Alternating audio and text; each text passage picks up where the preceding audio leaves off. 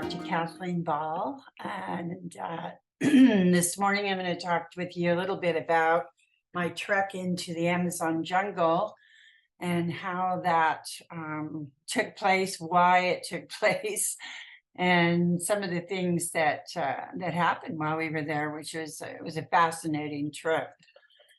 This is all related to the discovery of the Templar cave. I discovered the cave, of course, in 2015. We'll do a little backtrack. And I went back in 2017. There was a huge fire. But I did meet, at that point, I did meet the Amazon jungle tribes that come into Altaparizo, which is not far from the cave. And they had been coming in every year for hundreds of years, possibly thousands, we don't know. Anyway, so that piqued my interest as a possibility of how the Templars could have gotten into central Brazil from the coast of Bahia where they landed.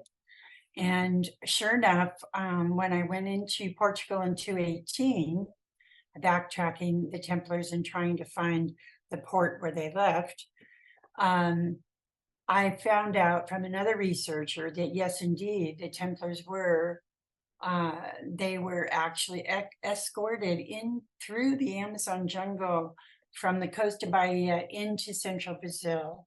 And apparently they had a friendly relationship with the Amazonian tribes. So knowing, having this information, when I went back again in 2021 to do more deeper research, and I went back with a metal detector to check the contents of the cave a little bit better. I was invited to interview one of the chiefs of one of these Amazonian tribes. Now, there's 5 tribes that come in from the Amazon jungle every year into Altaparizo, and they conduct ceremonies. They build huts, and they're there for, I think it's 2 weeks. Anyway, so one of these tribes invited me for an interview, and I was very excited about this. So I got all prepared, I had my photographer and my translator and everybody in line. And it turned out that COVID, they were afraid. They sent me a message that they were concerned because there was still in 2021, we were still having a little some problems with COVID, and they were concerned about coming into Altaparizo or anywhere that was highly populated. So that reduced my opportunity. And they said that, but they'd be more than happy to have me come in and join them in their village. Now, they had never invited anybody into their village before. So there was minimal accommodations, I guess you could say. They were very gracious. They provided us with one of their huts, a huge water tank that we could bathe, in the mornings and stuff. But it was a bit of a shock. We were not prepared for that. So I had 3 days to scramble, get plane tickets for myself, my guide, my photographer, and my translator, and myself, and fly into Rio Branco. And from there, we hired a truck to go deep into the Amazon jungle and meet with these people who then guided us into and took us into their tribal village, which is called the Panuya village. Anyway, so this tribal people, they are known as the Huniquim people, and they're a very peaceful, very beautiful people. They welcomed us with open arms, and it was it was a fabulous get together. Of course, everything had to be translated, so that was a little bit I had to have a translator constantly with me, and she was translating from Brazilian Portuguese, and then I had our guide was actually interpreting some of a little bit better for me, so that I could understand, exactly what the chief and what the people were saying to me. So it was a very interesting experience because the chief and I immediately recognized each other, and I could not really explain it at first. I kept getting these flashes and seeing him, but for very vivid memories, but they didn't appear to be in this lifetime. So what I do when I have those experiences is I wait for the other person to say something to me. I don't tell them. I want to hear from them. And that's proof. That's sort of, telling me that there's something to it. So anyway, through the course of 3 or 4 days, the chief and I got to know each other. And on a hike, I was running through the forest trying to catch up with him to tell him about something. And I had this flash of being a little girl running through the forest and telling my father something. And so when I got up to the chief, he looked at me and he immediately knew what had happened. They're very telepathic people. Anyway, so he divulged that, yes, in fact, we did share that lifetime. And that in fact, the tribe, had been waiting for us to come before we even knew we were coming. And before they even sent the invitation, they had some type of premonition and knew that these people and specifically myself would be coming into their tribe to fulfill some type of a prophecy. So anyway, so here we are. We're we're in this very primitive environment, very beautiful. The food was phenomenal. They fed us like kings. At fresh fish, all the food is organic. Everything, they had turned this area in Brazil into a paradise. I mean, they had papaya and avocado and every kind of fruit imaginable. They grew everything. They grew vegetables and just anything you could think of. It was phenomenal. And they'd lay these big tables out for us morning and night. And then lunch, we would have a small meal. But they would just treated us so well. It was really, really nice. So anyway, so the king and I mean, not the king, but the chief and I got a chance to really get to know each other. And he offered and invited me and my group of people to join them in an ayahuasca ceremony, which was huge. I had done that before. I had had an experience in Peru, which, by the way, is very, very different. The Peruvian mix of ayahuasca is very, very different than the way they do it in Brazil. And it was interesting too, because the Huni Queen people come from Peru. They ran from Peru in the 1950s when the oil companies were coming in and taking over their lands in Peru. And they had been given and granted the lands in Brazil by the Brazilian government. In fact, that year they celebrated 50 years of being on that land and having rehomed themselves, and they did a tremendous job. I mean, they really transformed this area into a a literal paradise.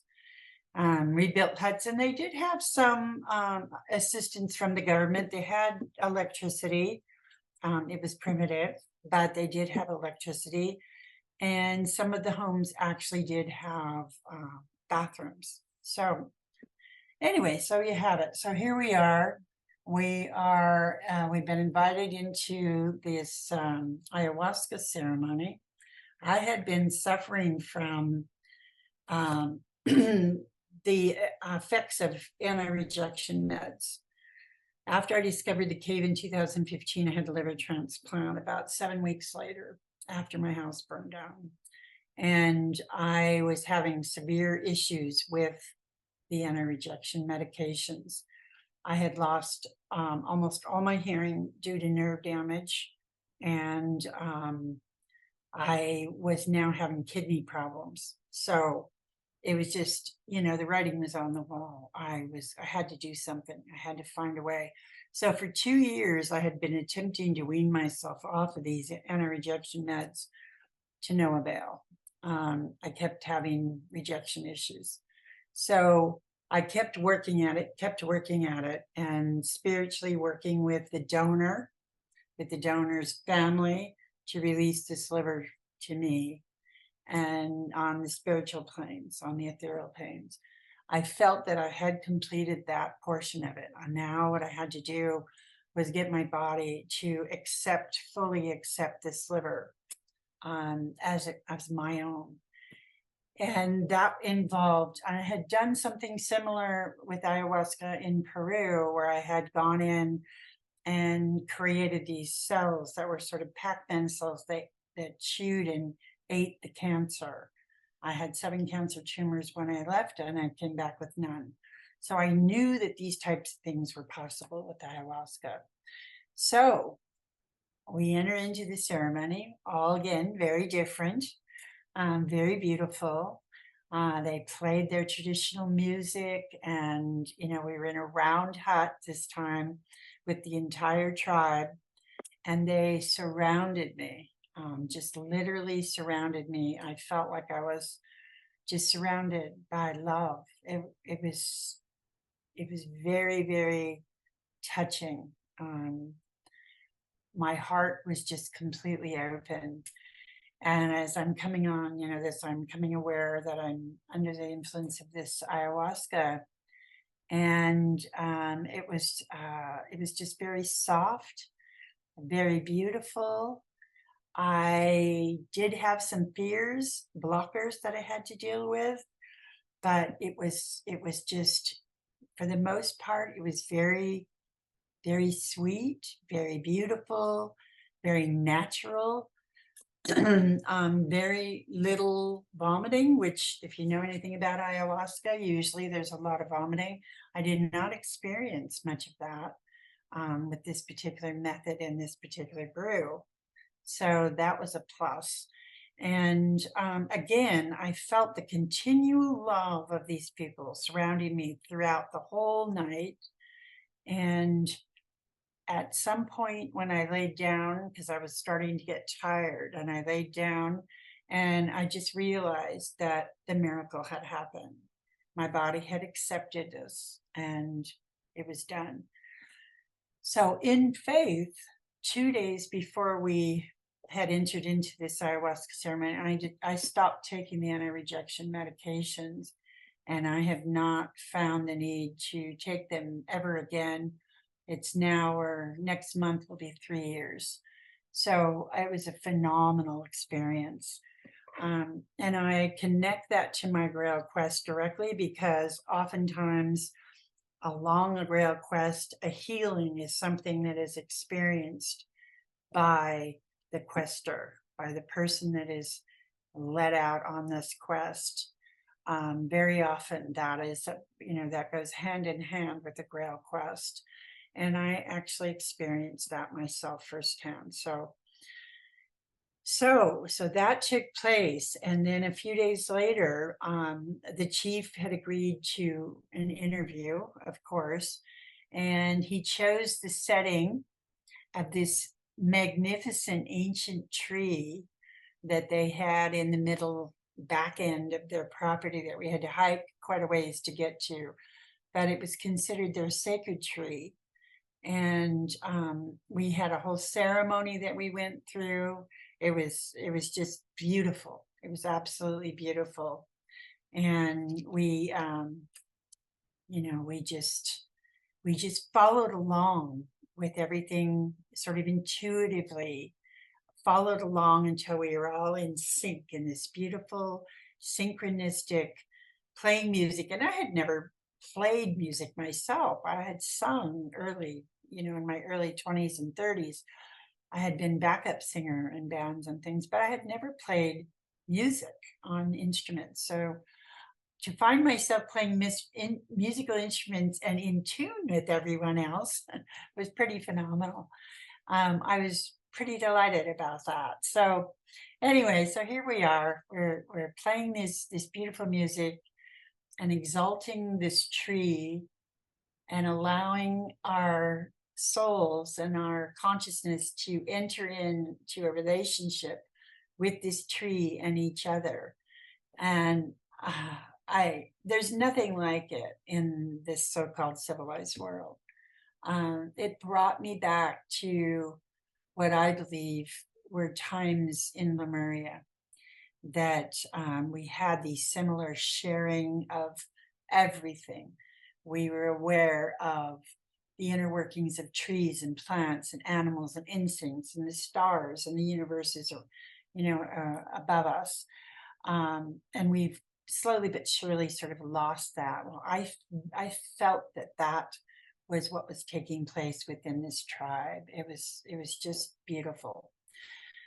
So when we sat down with the chief and did the actual interview, I was a little disappointed at first because his tribe don't keep any records. They don't keep any written records, and they never have. Everything is passed down word of mouth from generation to generation to generation. So in his particular tribe, there was no memory of the Templars specifically. However, they did have memories of other tribes because the Hunniquin people is made up of many, many tribes. They're all in different places, but there's probably thousands of members that are included in this tribe. So he said to me that he would be asking the elders in these tribes to find out who it was who actually led, which family, which tribe was the one that actually led the Templars into central Brazil. But what he did say is that if they were like-minded spiritually, that it's very possible, and he believed that it did take place. So that was hopeful. So anyway, so I had filmed all this. I had my photographer filming everything as we were going along through this experience with the Hunniquin people. And they included us in all their ceremonies that were scheduled for that time while we were there. We lived their life while we were there for a week. We lived with them, did what they did, ate what they ate, slept during their hours, the whole thing. I mean, we lived as family. And at the end of this experience, the chief, it was beautiful. He adopted me into his family and included me, and said that I will forever be a member of his family and I would always be welcome back. And it was beautiful. So we took some family pictures, and now have 4 sisters and 2 brothers and a number of sister-in-laws and some very good friends amongst the Hunniquin people in the Panuya tribe now. And and I will be back. I will go back. So this brings me to the second documentary that will be coming out hopefully by the end of the year. That documentary, which is episode 2 of the Brazilian Templars Mystery, will be specifically about this trip. We go back into the cave to see the markings in the cave. I talk about those things. We'll have I show an interview with the Hunniquin people, but we will primarily be focusing on the experiences that I had in the Amazon jungle with the Hunniquin tribe. So that will be coming out. Hopefully, you can check my website. You can always check my website for updates. And my website is www.templarsinbrazil.com. So you can always, refer to that. And we have a couple other things that are coming up. I'm going to be going into the UK, leaving August 1st and coming back to the US on August 27th. I'm doing a series of lectures over there. The first one will be in Lancashire, outside of a little town called Preston. The second one will be at the Atlantis bookstore on August 10th. and that is going to be the big deal. And then I'll also be in Scotland, and I'll have more information about that, which will all be on my website. So stay tuned, and we'll be talking next about the synchronicities that have flowed through all of these experiences since the near death that I had in 1990. So stay tuned, and I hope to see you in the next YouTube video.